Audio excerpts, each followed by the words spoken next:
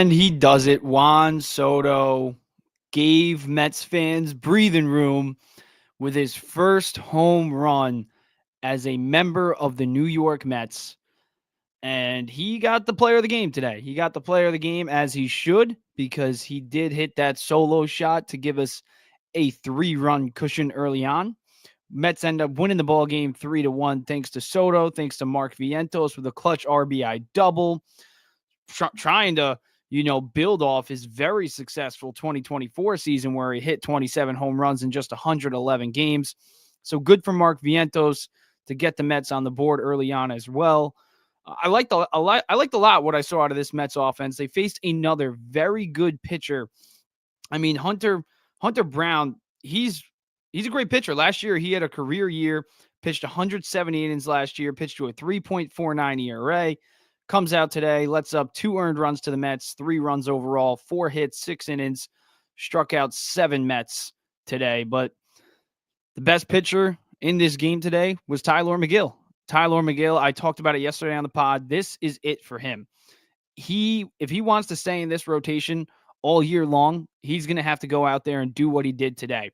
5 innings, 1 earned run, 3 hits allowed, strikes out 6 Astros.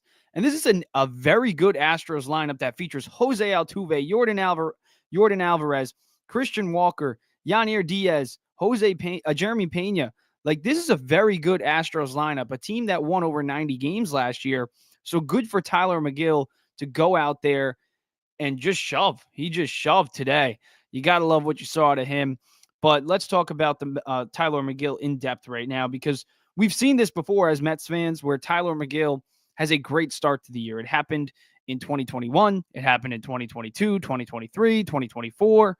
It happens almost every year where somehow Tylor Megill finds himself pitching a Mets home opener. He's going to be pitching his 3rd Mets home opener in his entire career. And also, he just finds himself somehow staying in this rotation to start every season. So going into this year, going into 2025, a few months ago, nobody expected Tylor Megill to be in this rotation. We thought, hey, maybe a bullpen spot. Maybe he starts the season off in AAA.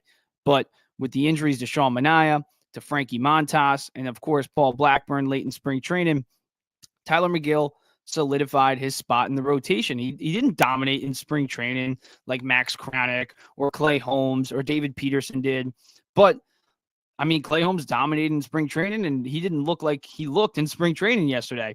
Tylor Megill, on the other hand, he pitched to a 4.24 ERA in spring training, and he goes out there and lets up 1 earned run, like I said, against a very good Houston Astros team.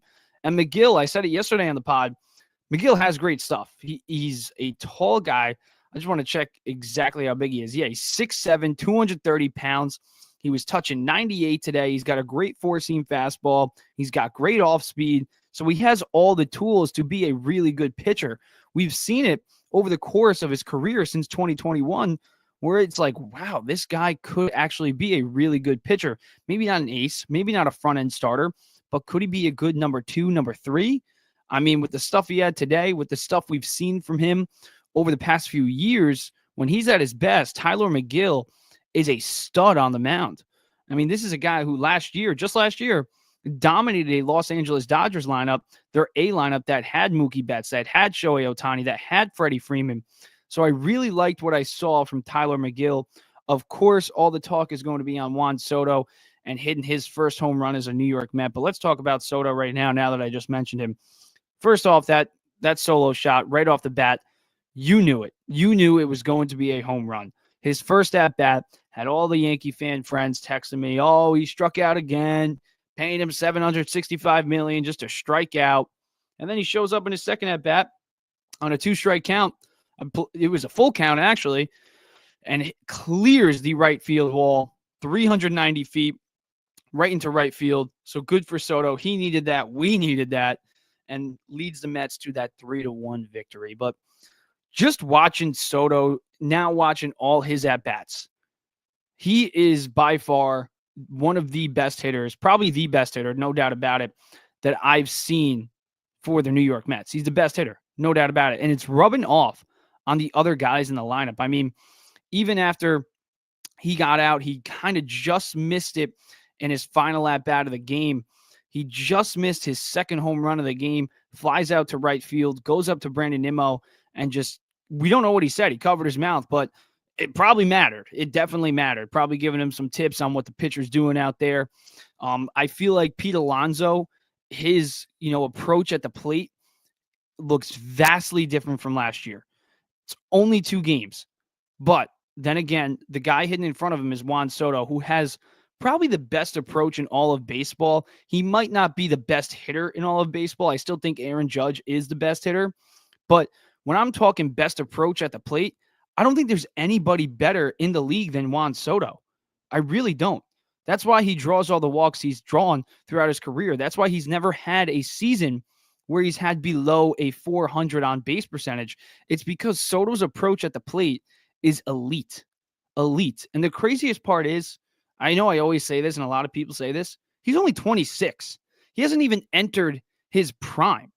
So I don't even really care about the numbers that he's going to put up, because I already know he's going to put up insane numbers. But just watching his approach at the plate is something that I've really never seen before. I've really never seen someone have such great pitch selection. Somebody who lays, yes, last night, did he swing at a pitch out of the zone? Yeah. Is it going to happen more and more across this year and across the next 15 years? Of course. But it's going to be minimal. It's going to be very minimal. Like, he waits and waits and waits. Every pitcher is going to want to pitch around Juan Soto. And not necessarily because Pete Alonso's hidden behind him. It's because he's Juan Soto. I mean, we saw it in the postseason when he was with the Yankees. Everybody was pitching around Juan Soto, not because Aaron Judge was hidden behind him, but because he's freaking Juan Soto. And Aaron Judge, of course, was having a slump in the postseason. But overall, they were walking Juan Soto so much in the postseason because he's Juan Soto. And he was also on a tear. He hit like 327 in the 2024 postseason, had over 1,100 OPS, hit 4 home runs, 9 RBIs. He was phenomenal in that postseason. But his approach at the plate is really as what kind of not surprised me, because I knew going into this year, I knew from spring training, his approach at the plate was amazing. Like, he has got an amazing approach at the plate. But to now see it in regular season baseball, it just feels different. And for the first time in a long time, I'm confident in this offense. Like, you start every game so far, I mean, at least for the time being, unless Carlos Mendoza decides to switch it up, but I don't see him switching up at least the top 3, which is Francisco Lindor, Juan Soto, and Pete Alonso.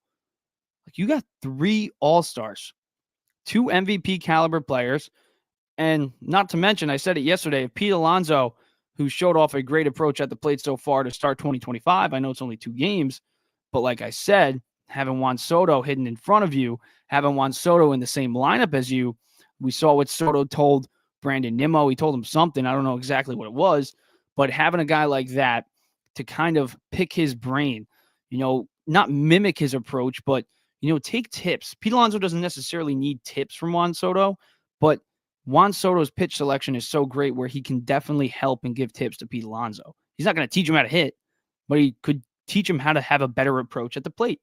And Pete Alonso, so far, he's drawn 3 walks in his first 2 games.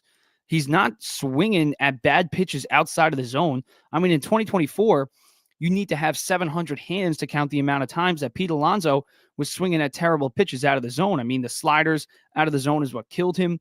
I mean, I saw numerous times today, he was in a 2-strike count. Fastball up and away. Pete Alonso lays off, waiting for his pitch, draws the walk. And even today, like, he got a hold of one that's probably a home run in 29 out of the 30 ballparks in MLB. Like, the Houston Astros have a very deep center field. Pete Alonso got a hold of one in the first inning, where off the bat, I got up out of my seat and I thought it was gone. I thought it was a no-doubter. And I think a lot of people felt that way too. You kind of heard the gasp of the Astros fan in the stadium today once Pete Alonso made contact with that ball. And then he also hit a rock-solid shot down the third baseline. Third baseman made a great play. I think it was a sliding play. Gets the out at second. Pete Alonso fortunately beats the run out at first, but it did lead to nothing because we didn't capitalize in that situation with runners on first and third. But still, Pete Alonso's approach at the plate, I know it's only 2 games in, but it has been vastly different from 2024. So that's a really good sign. So 3 really good signs. 1, Juan Soto is Juan Soto. Sign number 2, Tylor Megill looked great on the mound. And like I said, he has great stuff. He has the ability to be a good pitcher in the MLB. It's just consistency for him. If Tylor Megill can stay consistent, I think no doubt about it, he's going to stay in this rotation even when a Manea or a Montas comes back. But he needs to stay consistent. Take it one inning at a time. Pete Alonso, his approach at the plate. No, it's only 2 games, but it's been a great early sign so far. And even if you watched him at spring training, he was drawing a lot of walks in spring training as well. He was getting on base a lot. So I like to see that. Some bad signs. We went over the 3 good signs. Let's go over some bad signs. Actually, let's do one more good sign. Mark Vientos, RBI-double. Hopefully that leads to, another great season for Mark Vientos. Like I said before, 27 home runs in 111 games last year. Over 162 game season. If Mark Vientos just plays like he did last year, he's going to be another 30 home run guy. He's going to be the 4th 30 home run guy in this lineup. So we could have 4 guys with 30 plus home runs. Another good sign is Brandon Nimmo. Brandon Nimmo with another base knock today. He's got 2 hits in 2 games, even playing kind of hurt. Brandon Nimmo finished the game going 1 for 4. He had a great game yesterday as well. Had that line drive to center field on the first pitch with the bases loaded yesterday. And, if he hits it in the gap, that's a double. That's a double. We tie the game there. So Brandon Nimmo is hitting the ball hard. Jesse Winker going 1 for 3 as well. Kind of love to see that with the RBI single there. And then Luis-Angel Acuna playing a great second base today, made a diving play. Didn't really save the Mets from anything too crazy, but, he saved the inning from getting extended right there because, it would have been 1 out with runners on first and second rather than 2 outs with just a runner on second. So good for Luis-Angel Acuna making that diving play, coming in as a late substitution for Brett Beatty to face that left-handed reliever. And also his defense is just better than Beatty. So even if Beatty he is going to get the majority of bats against right-handers. But in late game situations, if we're up 3-1, I think it makes all the sense in the world to put Acuna out there who's got a great glove at second base in for Brett Beatty.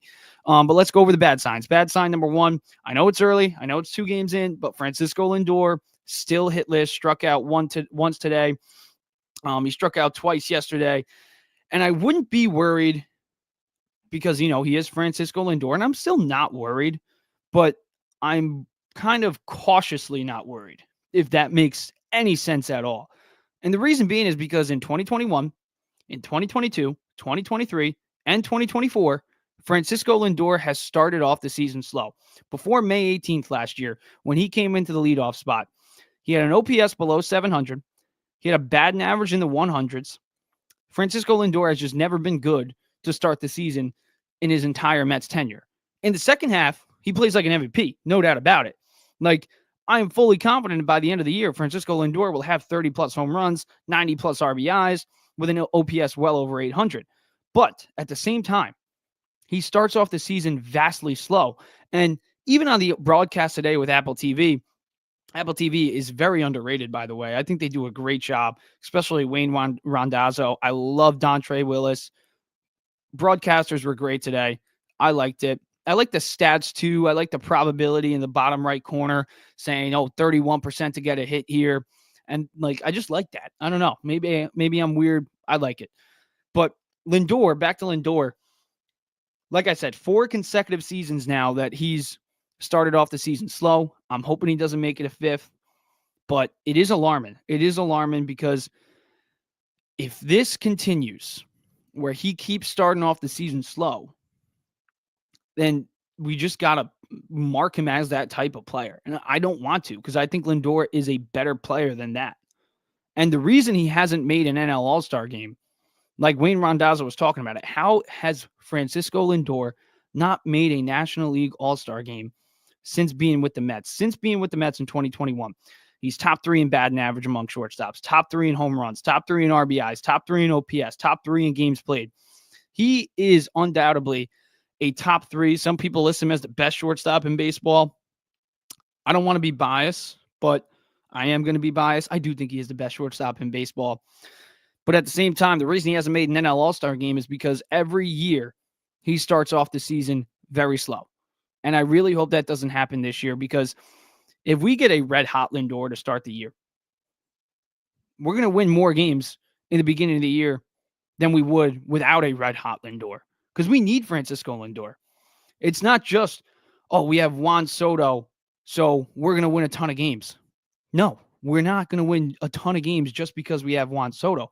We're going to win a ton of games because we have Lindor, Soto, Alonso, Vientos, and Nimmo, and we need Lindor to be, in that mix early on in the year, because just last year, and you can even point out to 2022 when he started off the season slow. If he doesn't start the season slow, let's say he starts the season slow again and we lose, let's say, 3 games because of it in the first 2 months. Well, in 2022, we won 101 games. We tied with the Atlanta Braves in the win column, but the Braves still edged us because they had that head-to-head matchup, blah, blah, blah, blah, blah. So they got first place in the NL East that year. So if Lindor didn't start the season off slow in 2022, you can make a case that we win the division in 2022. Fast forward now to 2024, just last year, we finish with 89 wins. We clinched that last wild card spot, 1 game above the Arizona Diamondbacks. 1 game above. And it gave us, it prevented us from getting home field advantage in the wild card round because we were just a few games back from the Milwaukee Brewers. And I know it didn't matter because we ended up winning the series. But at the same time, wouldn't it be nice to have home field advantage in a wild card series? Wouldn't it be nice? Wouldn't it be nice if we had, didn't have to go through a wild card round in 2022 if we had just one more win? So I hate when people do say like, oh, well, you know what? This loss, it's early on in the year. It's not going to really matter come the end of the year. No, it does. It does. Because every game counts. Every game counts, especially with the Mets being in the best division in baseball with the Atlanta Braves and the Philadelphia Phillies. Every game counts. So if Lindor starts off the season slow and it prevents us from winning a few games here and there, and then come the end of the year, we're 2 games out of the NL East, first place of the NL East, or we're 2 games out of that first wild card spot, so now we got to go play on the road in a wild card round. That sucks. Like, that sucks. You cannot lie that wouldn't suck. So I really hope Lindor changes, that slow start narrative around him. Because, yes, is it nice that he goes off in the second half? Yeah, 100%. Because the second half, it does matter more. You'd rather be hot in the second half going into the postseason than hot in the beginning of the season and then middle of the pack, come the end of the season. So I do like that. But at the same time, Juan Soto is hot all year round. So, like, Aaron Judge, usually hot all year round, except last year. A little blunder from him. So, I'm not saying we need him to be Juan Soto or Aaron Judge, but it would be nice if Francisco Lindor starts off the year hot, because it could benefit us come the end of the year. If Francisco Lindor starts off the year hot, we win a few extra games because of Francisco Lindor being hot. And then come the end of the year, we're 2 games up in first place in the NL East, rather than being 2, 3, maybe 4 games back because we had a slow start from Lindor. I'm not worried yet. I'm not panicking yet. Only 2 games. He could come out tomorrow night on Fox, another weird broadcast, another non-SNY broadcast. We're not hearing Gary, Keith, and Ron for a long time. Well, not a long time, about a week. But yeah, it's just, it sucks. I really hope Lindor doesn't have a 5th consecutive year where he starts off slow and he's already, not helping the crowd of Lindor haters, the Lindorks, I call them, that really just not pray for Lindor to fail, but anytime Lindor fails, it's, Francisco Lindor. It's been the same thing since 2021 with those guys. But, like I said, it could all change tomorrow. It could all change when we head to Miami. Lindor could just go on a tear, and it'd be awesome. It'd be awesome. But like I said, we can't have him start off the season slow because every game counts. 2022, every game mattered. Every game freaking mattered. We win 1 more game in 2022. We get a first round bye. We don't have to play that wild card round. And then again, I know in 2024, it didn't matter that we didn't have home field advantage because we won the series, but it would have been nice. It would have been nice to have home field advantage in that wild card round. And then, like I said, 1 extra loss in 2024, we're not even in the playoffs. So that's my take on Lindor so far this year. So yeah, that's really one negative. I really don't have too many negatives. Another negative I could come up with is we only scored 3 runs. I don't think we're going to be winning a lot of ball games if we only score 3 runs, cuz with the starting rotation that we have, it is questionable. I'm very high on Clay Holmes still. I'm semi I don't know. I'm not going to buy in on the Tylor Megill hype just from one start. I'm high on David Peterson. I'm high on Kodai Senga. But at the same time, the back end of that rotation with Tylor Megill and Griffin Cannon, it is alarming. It is alarming. So I do think the Mets offense does need to score more than 3 runs. But then again, it's only game 2. You can't panic. You can't overreact. But I do hope, and I think we will eventually start to see 5, 6, 7 run games from the Mets because this offense is too good. It's too good. So that's, I guess, another negative takeaway you can have from the game, but just a lot of positive takeaways. And another positive takeaway is the bottom of the lineup. The bottom of the lineup came through. Like after Mark Vientos, Louis Torrens came up clutch. Jesse Winker came up clutch. Louis Torrens, by the way, 2 extra base hits in 2 games, subbing in for Francisco Alvarez for the time he's out. So far, so good from Torrens. So you got to like what you see from the bottom of the lineup. They put together some good ABs. And even yesterday, Luis Angel Acuna in the bottom of the order with, I think, with an 11 or 12 pitch at bat, works a walk. It would have been so much more meaningful if we won that game. But, they're putting together great at bats in the bottom of the order. And Brett Baty, I would have liked to see him, stay hot, carry over his red hot spring training into the regular season. But it's only one game. We'll see what he does tomorrow. But another positive takeaway that I do have from this Mets game is the bullpen. I know it's only 2 games, so I don't want to overreact, and I don't want to underreact either. But the bullpen is something that I touched on in the offseason where I said this bullpen can be sneaky good. They brought in A.J. Minter. We have Edwin Diaz, touching 98 again. He missed the entire 2023 year, so to expect him to be what he was in 2022, in 2024 after missing the entire 2023 season was just unfair. So we have another year under Edwin Diaz's belt. We add A.J. Minter. Reed Garrett looks like he has more control from spring training. He only walked 1 batter today. Usually Reed Garrett ends up walking like 2 or 3 batters sometimes each outing because he's all over the place usually. But today he wasn't. He wasn't in spring training. Ryan Stanek, we brought him back. He was a beast for us down the stretch in 2024 and in the postseason to the point where it was either Ryan Stanek or Edwin Diaz were the only 2 pitchers you wanted to see come out of the bullpen in the playoffs last year. So we brought him back. That was huge. We saw Brazo Bond pitch very well yesterday across 1.2 innings of work.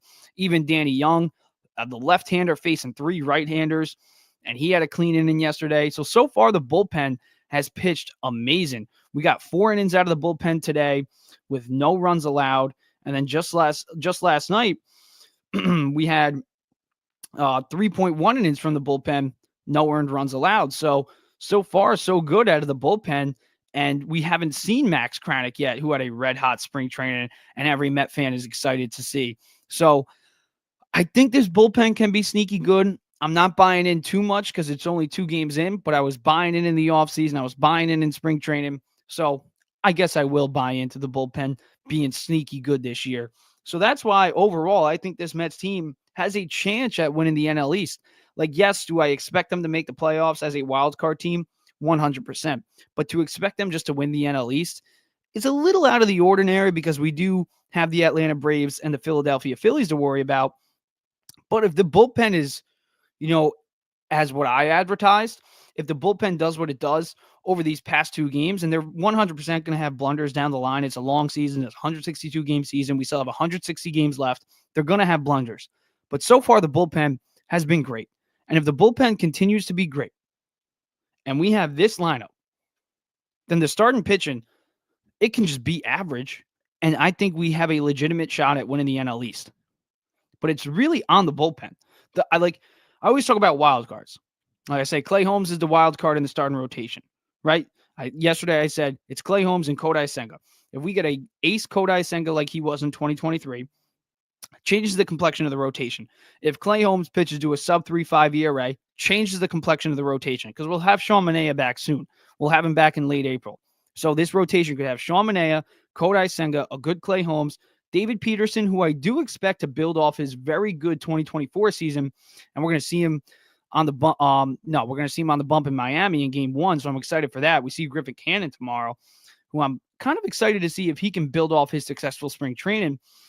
But yeah, if we have a good bullpen, we can mask, the averageness, I would say, from this start and rotation, because it's average, good at best. It's not going to be great. It's not going to be a great rotation. Could be, and I'd love it to be. I'd love to be wrong, but I think it'd be unfair to expect this rotation to be great. Last year, they were good.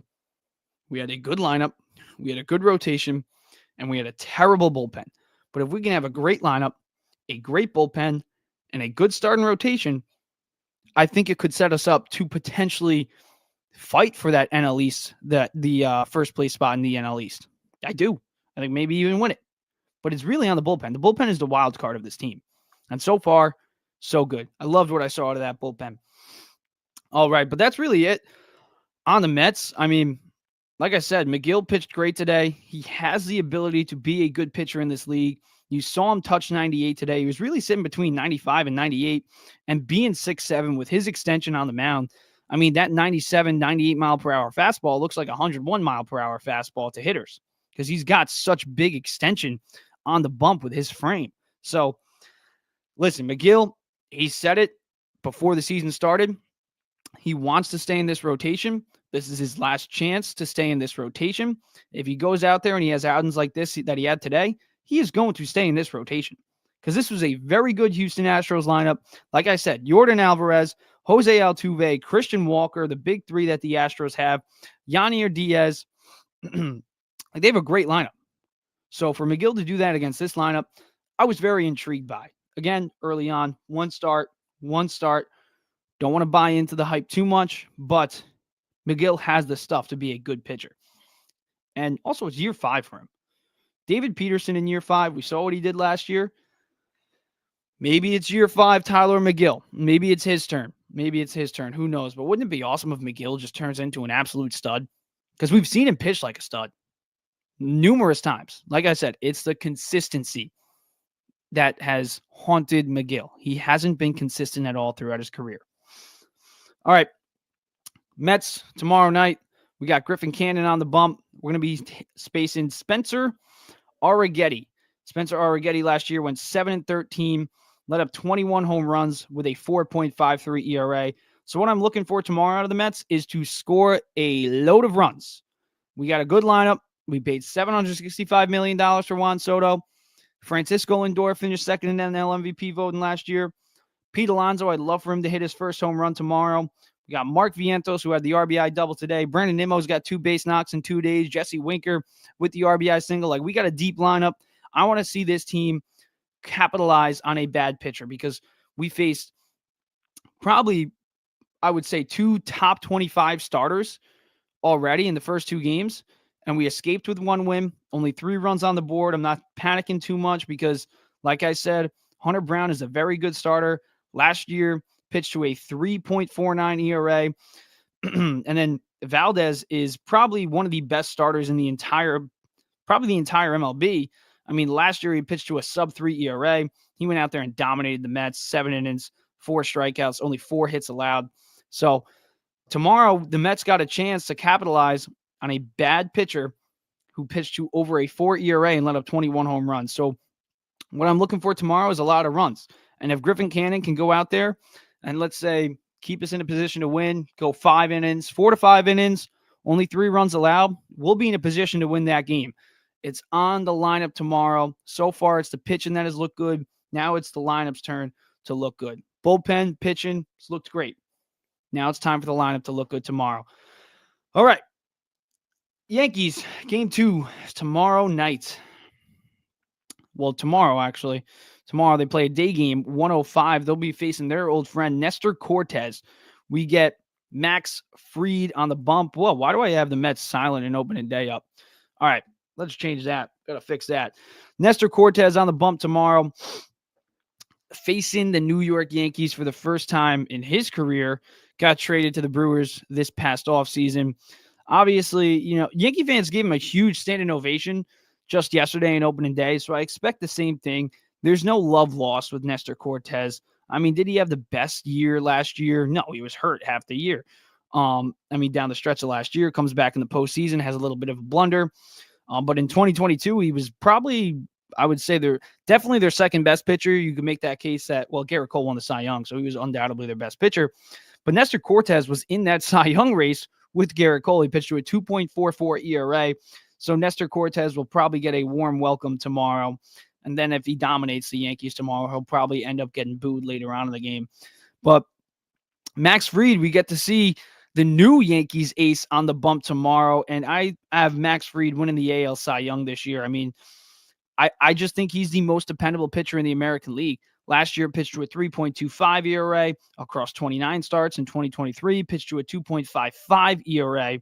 So I think in 2022, 2.48 ERA. So across Max Fried's entire career, he's been one of the most reliable starters in MLB. So I think he could go out there and put up a Cy Young caliber season for the Yankees. And that would be huge because Rodon looked great yesterday. And I've said it. I think this is the year for Rodon to actually go out there and prove himself that he can be an ace. Like the Yankees thought he was going to be an ace when they handed him that $165 million deal. The fan base was ecstatic when they signed Rodon just a few years ago. Now they hate Rodon. They hate Rodon because he's sucked since he's been a Yankee. But he pitched very well last night, put up a terrific performance, struck out 7 guys.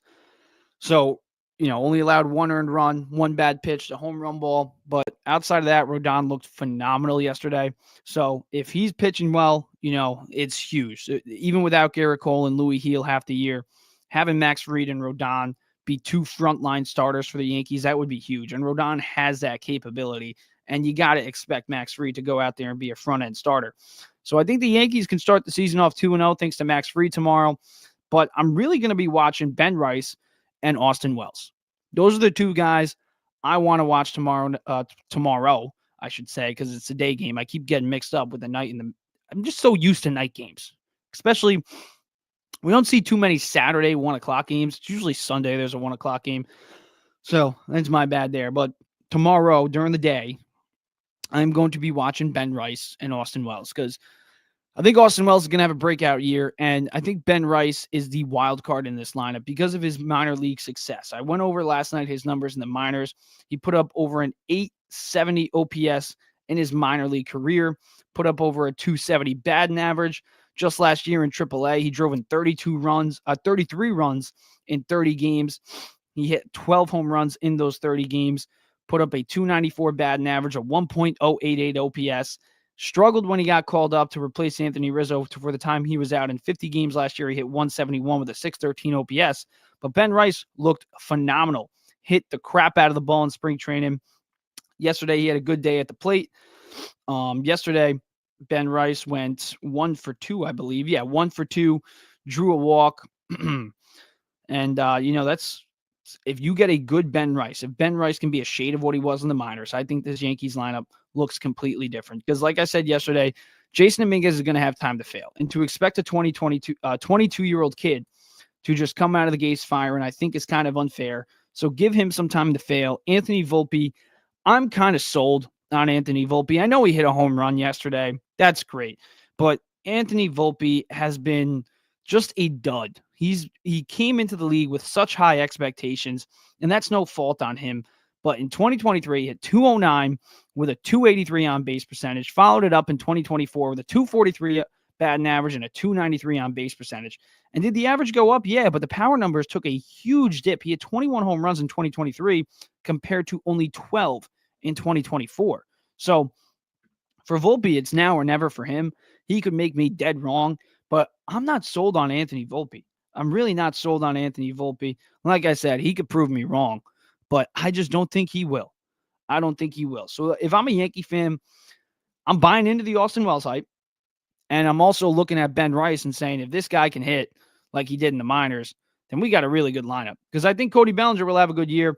Cody Bellinger had a good day at the plate yesterday, going 1 for 2 with an RBI, drew a walk, got on base twice. Aaron Judge is going to be Aaron Judge, like I said last night. Jazz Chisholm, even though he went 0 for 3 with 2 strikeouts, I think Jazz is going to have a good year. And then also, before I keep just talking great about this Yankees lineup, I got to mention this. Paul Goldschmidt is somebody I'd be worried about because in spring training and then yesterday, I know it's only one game and I know it's spring training, but he's 37 years old. You look at the strikeout numbers over the past few years, like it's not like Pete Alonso. Like Pete Alonso, he's only 30 years old. Pete Alonso had 2 bad years. I wouldn't say he's declining. Pete Alonso just had 2 bad years. He's only 30 years old. Usually when you see players decline, they're not catching up to the fastball. Their bat speed is slowing down. And that didn't happen for Pete Alonso. But for Paul Goldschmidt, it did. He's 37 years old. He's 37 years old. In 2022, he only struck out 141 times. 2023, he struck out 161 times. In 2024, 173 times. His power numbers have significantly dropped. In 22, he had 115 RBIs with 35 home runs, 80 RBIs with 25 home runs in 23. And then in 24, just last year, only 65 RBIs and 22 home runs. The OPS has dropped 982 in 22, 810 in 23. Still good OPS, but a very big drop-off from 982 to 810. And then another big drop-off in 24. He put up a 716 OPS. And the reason I'm worried about Goldschmidt is, like I said, his bat speed has slowed down. He's not catching up to the fastball like he used to, and he's 37 years old. And he struck out twice yesterday. Really didn't like it. The fastball was killing him yesterday. So it could change. In the second half of last year, he put up pretty good numbers. He had 271 with a 799 OPS. If he does that, that's a huge upgrade from what the Yankees got out of their first baseman last year. Huge upgrade. When Anthony Rizzo played, he sucked. Like I said, Ben Rice in the 50 games he played, he sucked. So they got no productivity out of that first base spot last year. So like the combination of Goldschmidt and Bellinger on paper from last year is actually a much bigger upgrade from Juan Soto and whoever their first baseman was last year when they were playing, whether it's Ben Rice or Anthony Rizzo. It's a huge upgrade from those two positions. You can't replace Juan Soto, but you can replace Juan Soto and an Anthony Rizzo, Ben Rice. You can replace that. So they did that by signing Paul Goldschmidt and signing Cody Bellinger. But Paul Goldschmidt needs to hit in order for that replacement of those two to work out. And so far, I haven't seen too many good signs of Paul Goldschmidt. So we'll see tomorrow. If he's not dealing too well with the fastball again tomorrow, I'd start to hit the panic button. And I don't like panicking early, but this guy's 37 years old. The strikeout numbers have increased over the past 3 years. He hasn't been able to catch up to the fastball last year in spring training or in opening day just yesterday. So I would be a little bit worried about Paul Goldschmidt. He would really be the only person on the Yankees that I'd be hitting the panic button on so early. For the Mets, I'd probably be hitting the panic button on every single starter. Like really, every single starter in this rotation. If they struggle early on in the year, I'm hitting the panic button. For the Yankees, it's really just Paul Goldschmidt. It's really just Paul Goldschmidt because you know what you're going to get out of Aaron Judge. I think Austin Wells is going to have a good year. Jazz Chisholm will probably have a good year. Cody Bellinger will probably have a good year. Jason Dominguez, like I said, you can't expect him to do too much. Anthony Volpe, he can suck. And guess what? Yankees can still win games because they won games with him in 2023 and 2024 while Anthony Volpe has sucked. So, and then Oswaldo Cabrera, same thing. They've won games with him sucking too. So it's really Paul Goldschmidt is the only guy on this Yankees team that I'd hit the panic button on if he comes off to a slow start. Only one. And even Devin Williams, I know yesterday he kind of, struggled. He loaded the bases, let up a run, kind of gave everybody a scare. But at the same time, he's Devin Williams. You look at Devin Williams' numbers. When he's healthy, there's no better relief pitcher, no better closer in baseball than Devin Williams when he's healthy. Last year, he only pitched 22 games, but he put up a 1.25 ERA. In 23 across 61 games, a 1.53 ERA. In 22, he put up a 1.93 ERA in 65 games. In 21, a 2.50 ERA in 58 games. In 2020, 0.33 ERA. Only 22 games, but still 0.33 ERA in 22 games. That's hard to do. And then, his first year only pitched 13 games, so that you don't even really care about that. But Devin Williams, since he came into the league, he's been the best closer in baseball. So the key for him is, can he stay healthy? I wouldn't be worried about one bad outing from Devin Williams. But, It's opening day. There's really not too much to overreact, to underreact to. The only really thing I'm going to overreact to is Paul Goldschmidt. That's the only thing I'm going to do. But that's it for today. Thank you for watching the New York Double Play, a James Nolan podcast. Thank you for tuning in, whether you're watching on Facebook, YouTube, or X, wherever you're watching. Thank you. Let's go, Mets. Got their first win of the season. Juan Soto getting that first home run out of the way early. Now we need Francisco Lindor to get his first hit and get people like me who are worried about him starting off the season slow off his back. And for Pete Alonso, we need him to hit a home run too, because I want Pete Alonso to break that home run record. We're only 2 games in, so he's still probably going to do it. He's only 26 home runs away from breaking Darryl Strawberry's record. But let's get it going, Pete. Let's get it going. All right, that's it for till tomorrow. I'll see you guys tomorrow after the Yankees and Mets game. And I already got the boss saying work tomorrow, so I definitely got to get off now. All right, that's it, guys. Thank you for watching. Deuces.